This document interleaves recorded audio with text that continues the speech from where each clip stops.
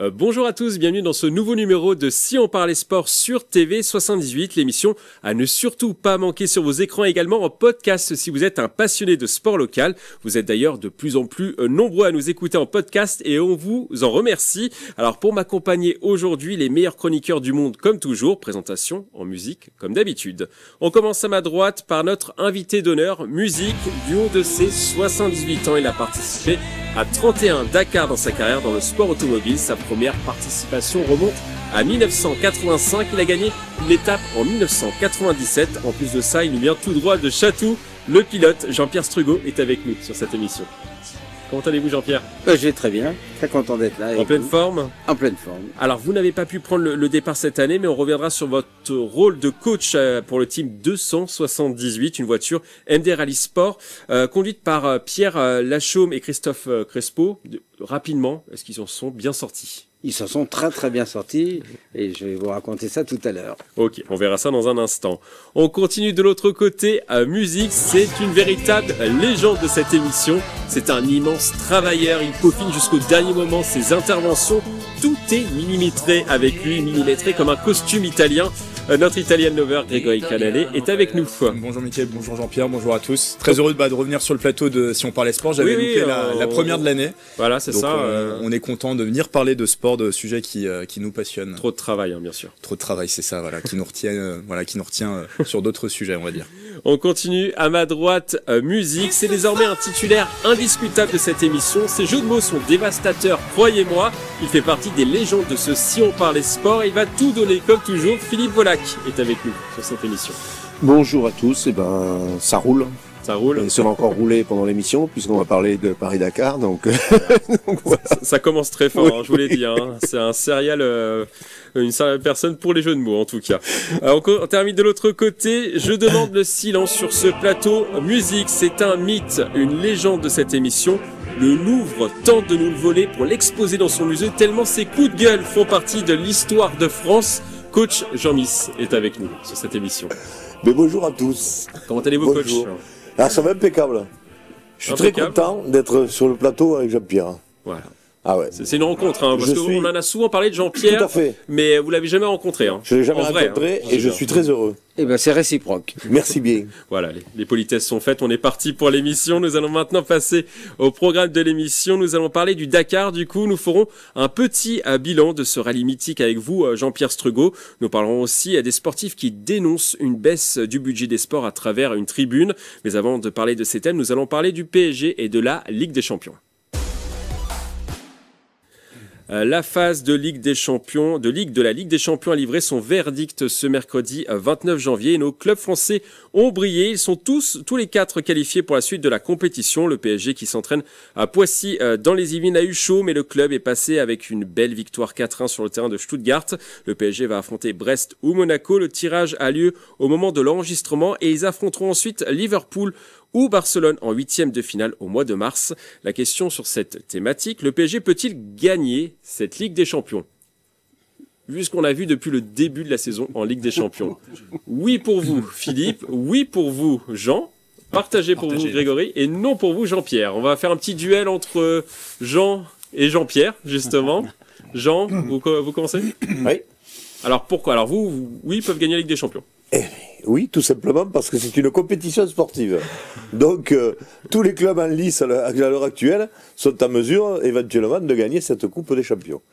Alors maintenant, peuvent-ils la gagner ? Oui. Vont-ils la gagner ? C'est autre chose. Parce qu'effectivement, depuis le début de la saison, depuis le début de cette compétition, on les a pas vus quand même en grand favori de la compétition. Alors certes, il reste sur deux beaux résultats, dont un très beau résultat face à Manchester. Et on peut dire que c'est peut-être le coup de manivelle qui va les amener jusqu'au titre. Mais avec cette équipe, malheureusement, on ne sait jamais trop à quoi s'en tenir. Aujourd'hui, ils ont fait deux belles performances. Vont-ils continuer ? Bon, le deuxième passage, ça va, mais après, Liverpool ou Barcelone va être quand même une énorme marche à monter. Mais à la question, peut-il ? Oui. Oui. Il faudra d'abord éliminer un club français quand même. Déjà, parce que justement, c'est là où ils sont le plus mauvais. Ouais. Parce qu'ils ont fait deux belles performances, ils sont capables de perdre contre Brest, ou Brest qui va très fort en ce moment, d'ailleurs. Jean-Pierre, alors vous, non. Ouais. Pour vous, non. Non, alors je vais reprendre un petit peu, si j'ai le droit, je vais faire comme Grégory. Je vais pas faire comme Grégory, je vais faire ça ou ça, parce que j'avais mal compris la question. D'accord, ok. Et d'ailleurs, tu l'as bien exprimé. Peuvent-ils gagner? Oui, ils peuvent gagner. Vont-ils gagner? Je pense que cette année, malheureusement, c'est un peu tôt. Et comme je suis un peu superstitieux, je dis que cette année, ils peuvent pas gagner. Ils ne vont pas gagner, mais ils préparent l'avenir avec les jeunes qui composent l'équipe. Oui, moyenne d'âge de 23,1 oui. ans en début de saison, alors moins que les 24,6 ans de la saison dernière. Donc voilà. le groupe a été rajeuni, largement rajeuni. C'est ça qui est important. Donc, je pense qu'ils préparent l'avenir avec les jeunes et je pense que cette année ils peuvent gagner, mais ils ne vont pas gagner. En revanche, l'année prochaine ou dans 2 ans, là, ils vont gagner. Il faut être patient. Il faut être patient. qu'on est patient. Grégory. On est obligé d'être Pour mettre ça contrasté en distance, avec le pour mettre ça en PSG. distance. L'histoire récente nous fait dire que le PSG en Ligue des Champions, c'est pas toujours une histoire d'amour qui marche. Il y a eu quand même 5 éliminations en 8e de finale sur les 8 dernières saisons en Ligue des Champions. Il faudra d'abord franchir cet obstacle barrage face à Brest ou Monaco avant de penser sur ces 8e de finale. Mais déjà, le PSG sur la Ligue des Champions a toujours du mal à franchir les 8e. Maintenant, le motif d'espoir, c'est ça qui me fait être aussi peut-être partagé sur cette question, c'est qu'on a vu un PSG en progression cette saison en Ligue des Champions. Ils ont très mal démarré leur campagne européenne et comme le disait Jean, ils ont très bien terminé avec 3 victoires. Peut-être le déclic, je rejoins Jean sur la question du déclic face à Manchester City. On rappelle le match, ils étaient menés 2-0, les Parisiens, dans un match qui dominait. On s'était dit à ce moment-là que ils étaient faits de malchance, ils étaient plein de malchance sur cette Ligue des Champions. Ils ont réussi à inverser la vapeur, j'en perds mes mots. Ils ont réussi à inverser la vapeur et gagner 4-2 ce match. Et pour moi, c'est le déclic, avec un PSG qui semble de plus en plus digérer l'absence de Kylian Mbappé. C'est peut-être pour ça aussi sur le début de saison qu'ils ont eu du mal, avec des joueurs qui prennent leurs responsabilités. Ousmane Dembélé, est-ce que c'est peut-être le leader retrouvé de ce Paris Saint-Germain? Il a marqué 12 buts sur les 8 derniers matchs. On mettait Je crois qu'il n'a jamais autant marqué, d'ailleurs. Voilà, il a jamais autant marqué. On mettait en avant justement son inefficacité devant le but. Donc peut-être que le PSG s'est trouvé un leader devant. Il y a de très bonnes recrues. Il y a de très bons joueurs aussi au milieu de terrain. Moi, j'insiste aussi sur ce milieu de terrain avec Vitinha, avec João Neves, avec Zaïre Emery qui va manquer d'ailleurs les barrages qui sont un peu les dynamiteurs de ce jeu. Et un Luis Enrique qui semble de plus en plus imposer sa patte, fait de pressing, de jeu en profondeur, des attaquants un peu feu follet. Voilà, on ne sait pas s'il y a un vrai numéro 9 dans cette équipe parisienne. Ça tourne beaucoup en attaque. Moi, je trouve qu'il y a quand même des motifs d'espoir. C'est pour ça que je suis assez contrasté. Attention, le PSG en Ligue des Champions, on sait toujours que ça ne marche pas toujours. Mais en tout cas, il y a une progression, il faut le noter. Philippe Volac. Bon, en fin de compte, c'est une autre compétition qui commence, et encore différente. En plus, on commence en 16e par des barrages. En plus, c'est jamais évident, comme disait Jeannot, tomber contre un club français, c'est jamais évident. Normalement, ils sont au-dessus, puisqu'ils dominent la Ligue 1 de la tête et des épaules. Après, c'est sûr de tomber, on pense tout de suite après, mais il faut déjà passer ces barrages. Après, tomber sur Barcelone ou Liverpool, pour moi, c'est faisable. En plus, avec la nouvelle recrue qu'ils ont eu là, je pense que ça peut. Bien, parce que moi, c'est pour ça que j'ai pas voulu me le dire. De foot italien, je l'ai beaucoup suivi à Naples, donc oui, en plus, j'ai eu le temps de réviser. S'il s'intègre bien, en plus avec la blessure de Zaïre Emery, et il est jeune, donc moi. Je suis voilà. Donc ils peuvent gagner avec des champions. Ils peuvent gagner, voilà, comme on le disait tous sur le plateau, entre pouvoir et le faire, mais ils peuvent le faire. Et cette année aussi, ce qui est intéressant, c'est que les dirigeants parisiens ne disent pas on va gagner la Ligue des Champions cette année. Ils sont plus dans une phase de réflexion sur la construction de l'équipe sur 1, 2, voire 3 ans. Jean-Pierre, c'est aussi bien pour les joueurs aussi, ça les libère peut-être. Tout à fait. Je pense qu'effectivement, au niveau de l'ambiance et le fait de ne pas avoir trop la pression, ils n'ont pas comme objectif de la part des dirigeants de gagner absolument. Donc je pense qu'ils vont jouer libérés. Il y a des joueurs qui sont doués dans l'équipe en plus. Ah, voilà. Ah oui. Je te la laisse celle-là. Ah ouais. Jean, vous voulez rajouter quelque chose peut-être sur le PSG Oui, j'aime bien le PSG. On sait que vous adorez le PSG. Simplement, tout à l'heure, il a été dit là, qu'ils avaient du mal à digérer le départ d'Mbappé. Et j'en avais parlé d'ailleurs il n'y a pas très longtemps sur ce même plateau. Mais Si on s'appuyait sur vraiment les talents purs et simples d'un seul joueur qui était Mbappé les saisons dernières, aujourd'hui peut-être que le PSG a enfin trouvé aussi un collectif qui est beaucoup plus efficace, puisque c'est un sport collectif à la base, et il est peut-être beaucoup plus efficace et beaucoup plus sur la durée que si on s'appuie sur un joueur et sur ses performances du jour qui peuvent être bonnes ou moins bonnes. Un peu trop fluctuantes. Voilà. Grégory, très rapidement. Il y a un problème très rapidement, c'est alors le PSG prend pas énormément de buts, mais ils ont pas l'habitude de faire de clean sheet. Il y a quand même eu un seul clean sheet, c'est-à-dire le fait de prendre 0 but sur les 10 derniers matchs. Il faut peut-être qu'ils règlent aussi ce paramètre. En tout cas, face au club français, le PSG, voilà, ils ont pas perdu face à un club français, c'est-à-dire en Ligue 1 depuis mai 2024, il y avait eu une défaite contre Toulouse. En général, ça marche contre les clubs français, que ce soit contre Monaco ou Brest cette saison, ça peut sourire au PSG. Ils vont les rencontrer, que ce soit Monaco ou Brest, ils les rencontrent en championnat juste avant. Ouais, c'est vrai. À commencer par ce week-end. Si vous me permettez, j'ai très envie de faire une transition. Allez-y. On a une autre équipe nationale de sport collectif qui domine au niveau mondial, l'équipe de France de rugby, et je pense qu'on va parler rugby. Et ben, cette équipe de France de rugby, au tournoi des 6 nations, combien de victoires elle a eu sur les 5 dernières années? Pas gagné. Il doit y avoir 2 tiers, 1 tiers. Oui. Non, même pas. Non, ils ont gagné qu'une fois. Une fois qu'ils ont gagné. Ils ont gagné qu'une fois. Le tournoi, je parle du tournoi. Le tournoi des 6 nations. Le tournoi des 6 nations qui domine, ils n'ont gagné qu'une fois. Ouais. Et au niveau international, là aussi, la Coupe du Monde, pareil. Donc, on peut avoir une très bonne équipe et pas forcément tout de suite avoir les résultats. Exactement. Et juste très rapidement sur le PSG en Ligue des Champions, 14 buts marqués, 9 buts concédés et une possession de presque 60% pour le PSG sur cette Ligue des Champions. Donc on verra si ça les amène très loin dans cette Ligue des Champions. On va maintenant passer à vous, Grégory, l'envolée de Grégory, l'un des moments forts de cette émission. Alors de quoi allez-vous nous parler? Alors je vais d'abord éveiller en vous une certaine nostalgie. L'été dernier, la France accueillait les Jeux Olympiques et Paralympiques. Nous avons reçu le monde entier chez nous. Près de 11 millions de visiteurs sont venus sur le territoire pour Paris 2024 avec des moments inoubliables. Je pense bien sûr à la cérémonie d'ouverture sur la Seine, les scènes de liesse également vécues à la fan zone de Saint-Quentin en Yvelines. Le département a vibré à fond derrière cet événement mondial avec 5 sites de compétition répartis à Montigny-le-Bretonneux, Élancourt, Guyancourt et Versailles. Cela a été une véritable parenthèse enchantée dans un contexte mondial qui laisse peu de place à l'optimisme. Et cette fête populaire a été rendue possible également grâce aux performances de nos athlètes français. Et des records de médailles battus, 64 dont 16 en or pour les Jeux Olympiques, 75 dont 19 titres pour les Paralympiques. Je me souviendrai plus particulièrement du triplé bleu en BMX Racing, Joris Daudet, Sylvain André et Romain Maillot aux 3 premières places devant le public du stadium de Saint-Quentin en Yvelines. Et l'effet JO s'est d'ailleurs ressenti à la rentrée 2024 avec une hausse de 20% des inscriptions dans les associations sportives. La France serait-elle devenue un pays à la culture sport? Eh bien, 6 mois plus tard, tout semble avoir été balayé d'un revers de main. En ce moment, la question du budget de l'État anime le gouvernement et les parlementaires. Le projet de loi finance pour cette année 2025 n'est pas encore tout à fait établi. Ce que l'on sait en revanche, c'est que le sport va subir une énième cure minceur. Le ministère des Sports a annoncé une baisse de 33% du budget, ce qui représente plusieurs centaines de millions d'euros. Des coupes qui viennent s'ajouter à une diminution des crédits dans les collectivités territoriales.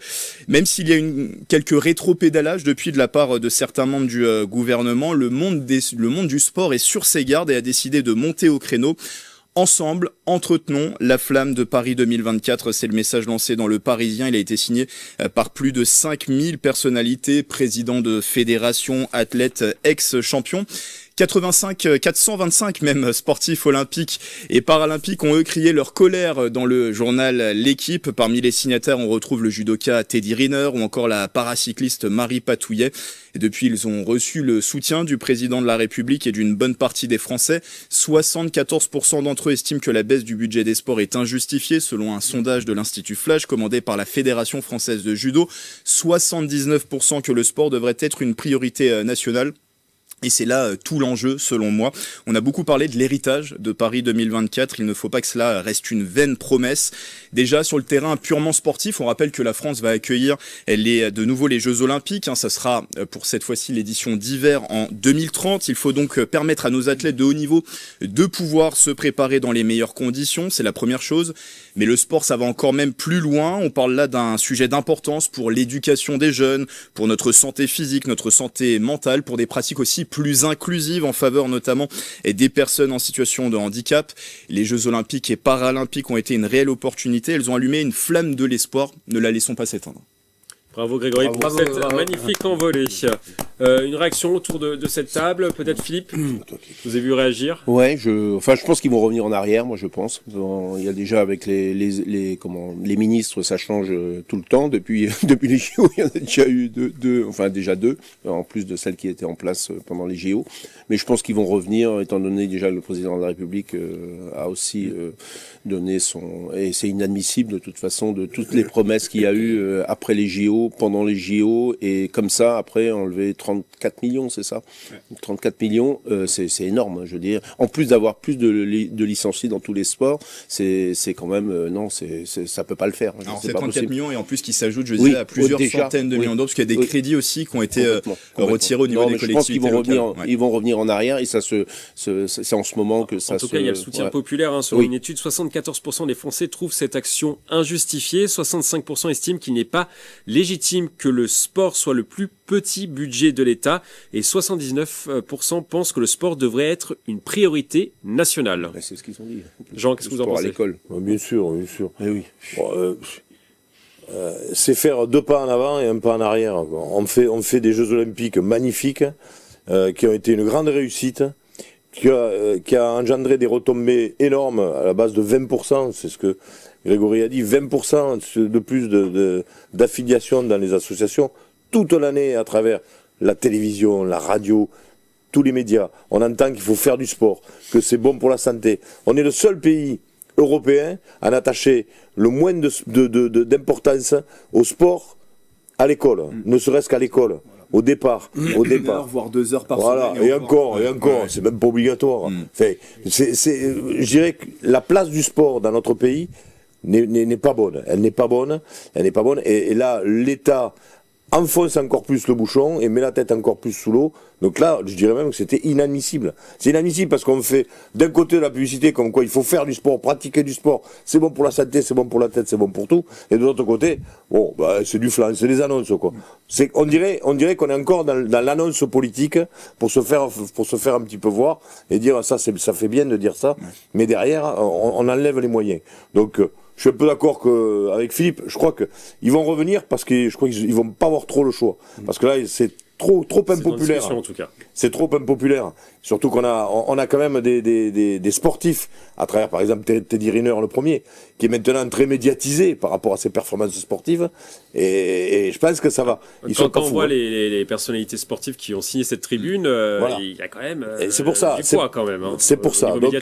Donc au niveau médiatique et au niveau Vox Populi, je pense qu'ils vont Autant que dans le budget global, actuellement le sport ça représente 0,2% du budget global, donc ça me conforte dans l'idée. On a eu le débat sur ce plateau. Est-ce que la France est un pays de culture sportive? Moi, je continue de penser que non.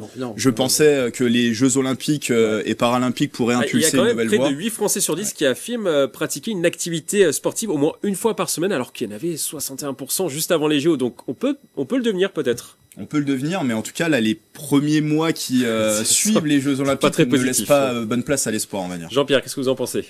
J'en pense que comme ça a été dit, comme ça a été évoqué à différentes reprises, quand on parle de sport, on pense aux performances sportives, mais ça va bien au-delà du mot sport. C'est un phénomène de société et ça touche effectivement le moral des Français, la solidarité dans une période où on en a besoin. Donc je pense qu'il faut élever le débat et pas simplement parler des résultats. Il faut aussi parler du phénomène de société que ça représente. Vous trouvez ça triste peut-être ce qui se passe?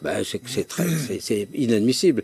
À la limite qu'on n'augmente pas le budget, qu'on dit que compte tenu des difficultés, on reste au même niveau, qu'on le baisse de 5% pour montrer que même les sportifs feront un effort, mais le baisser de 30%, c'est incompréhensible.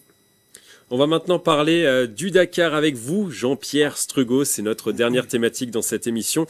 Alors, je rappelle, vous avez participé à 31 Dakar dans votre carrière dans le sport automobile. Votre première participation remonte à 1985 et vous avez gagné une étape en 1997. Alors, vous n'avez pas pu participer à la course au tout dernier moment cette année. Alors déjà, est-ce que vous n'avez pas été trop frustré ?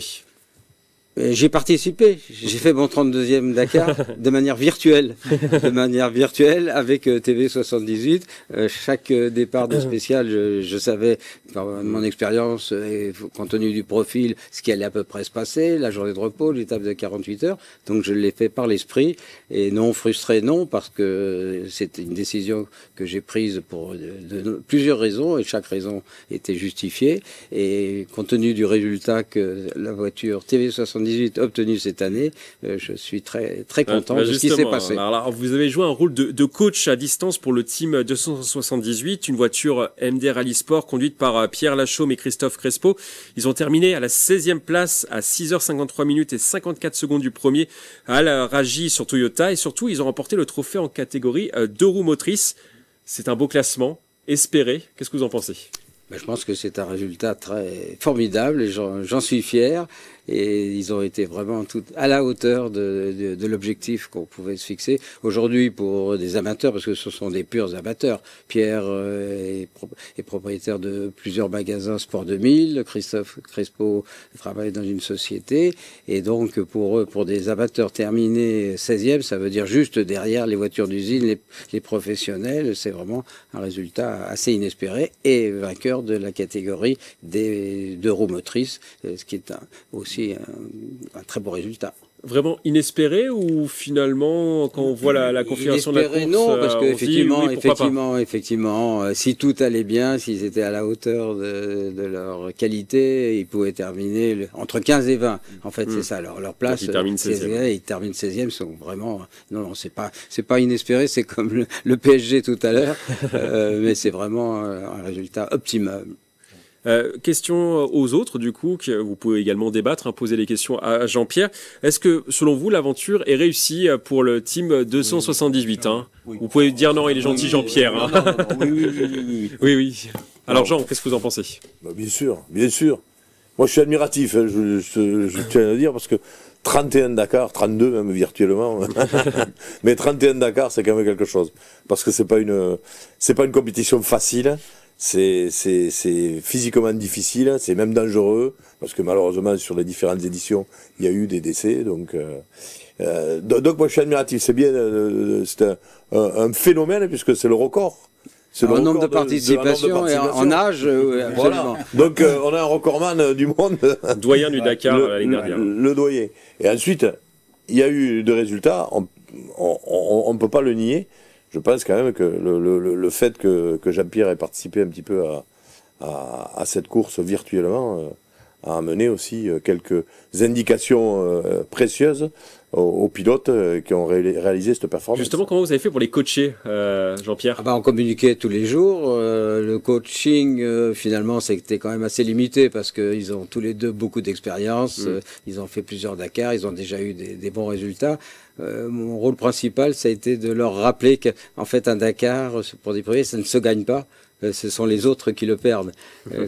Quand on se fixe un objectif au départ, on sait quels sont les concurrents et ça s'est vérifié finalement sur les cas. Alors je veux pas dire par là qu'il suffit de se promener et d'attendre que les autres cassent, mais il faut rouler vraiment à son rythme. Il faut pas chercher à. On fait sa course. Voilà, il faut faire sa course. Il faut pas superformer. Il faut pas s'occuper des autres. Il faut faire la meilleure course possible en termes de risque, en termes de navigation, de prise de risque, et voilà. Et puis après, c'est le résultat. Il arrive comme il doit arriver.